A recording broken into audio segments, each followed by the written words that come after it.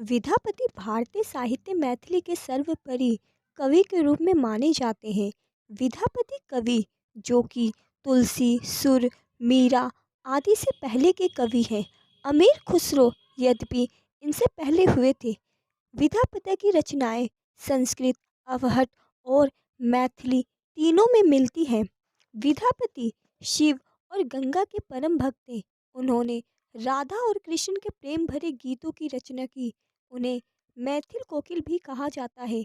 विद्यापति नाम संस्कृत शब्द विद्या, ज्ञान और पति से लिया गया है।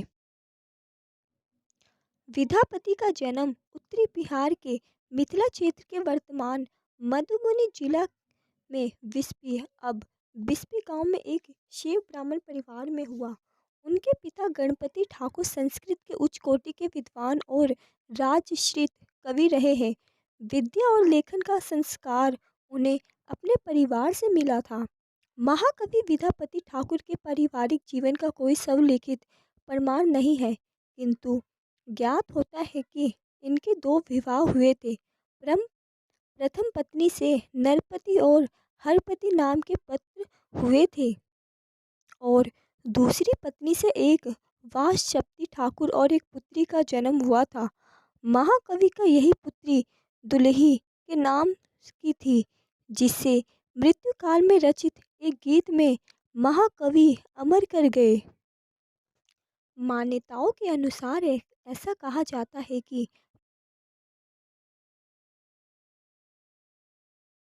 शिवजी एक दिन नौकर के वेश में इनके घर पहुंचे और चाकरी करने का मौका देने की गुहार लगाई। शिव ने अपना नाम उगना बताया। विद्यापति जी की आर्थिक स्थिति अच्छी नहीं थी, इसलिए उन्होंने उगना को अपने घर में रखने से मना कर दिया।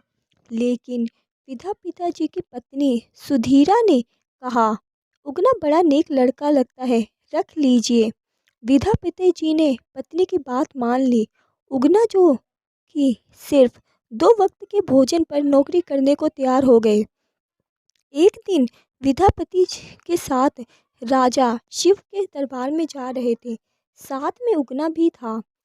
रास्ते में तेज गर्मी की वजह से विद्यापति जी के गला सूखने लगा।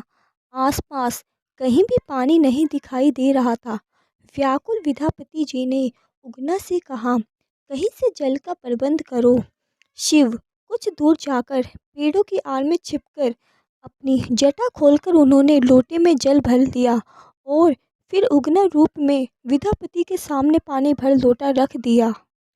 विद्यापति जी ने जब जल पिया तो उन्हें गंगा जल का स्वाद महसूस हुआ।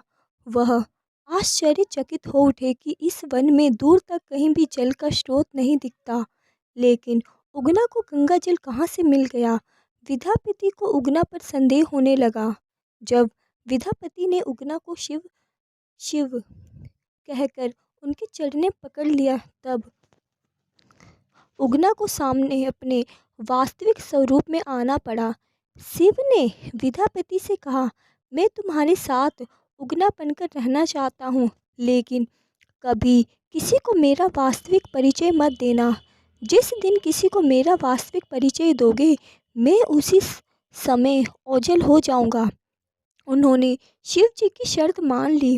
एक दिन सुधीरा ने उगना को जंगल से लकड़ियां बीनकर लाने के लिए कहा। उगना दूसरे काम में लग गया और वह काम भूल गया। सुधीरा इससे नाराज हो गई और चूल्हे से जलती लकड़ी निकालकर लगी उगना की पिटाई करने।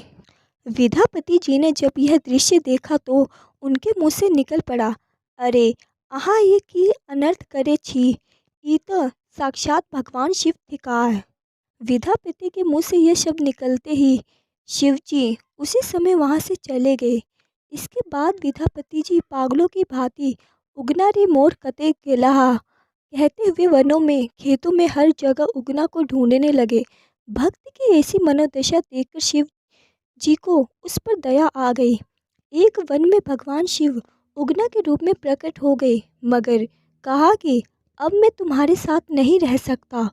उगना के रूप में जो तुम्हारे साथ रहा, उसके प्रतीक चिन्ह के रूप में अब मैं शिवलिंग के रूप में विराजमान रहूंगा।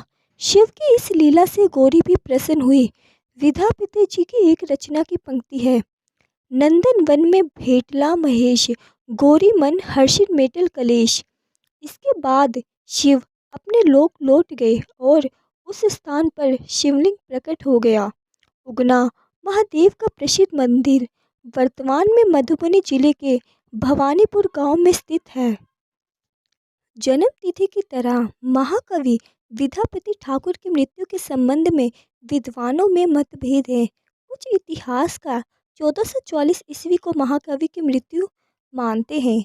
विद्यापति की मृत्यु वाजिदपुर में हुई, जो कि विद्यापति थाने के अंतर्गत आता है। यह स्थान समस्तीपुर जिला बिहार राज्य में है।